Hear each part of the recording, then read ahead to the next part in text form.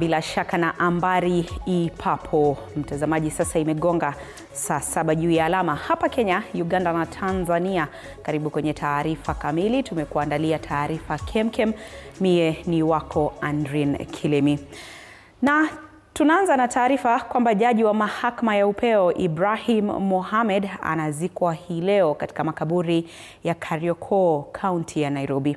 Kwa mujibu wa taarifa ya idara ya mahakama, ibada ya mazishi imepangwa kuanza wakati wowote kuanzia sasa. Jaji Ibrahim alifariki Jumatano mchana baada ya kurejeshwa nyumbani kutoka India ambako alikuwa amepelekwa kwa matibabu. Kabla ya kifo chake, alikuwa akijiandaa kuanza likizo ya mwisho kabla ya kustaafu rasmi tarehe 1 Januari mwaka ujao. Anaacha mjane na watoto 4. Rais William Ruto amemtaja kama mtetezi thabiti wa kikatiba na kiongozi aliyebomoa vizingiti kwa kuwa mwanachama wa kwanza wa jamii yake kuandikishwa kama wakili wa mahakama kuu ya Kenya.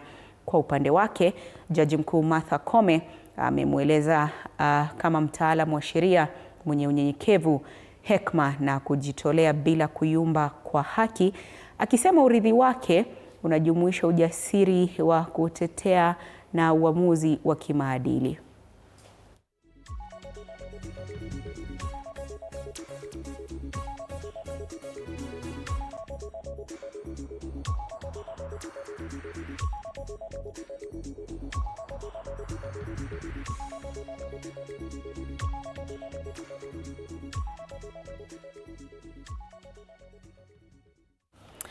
Na Rais William Ruto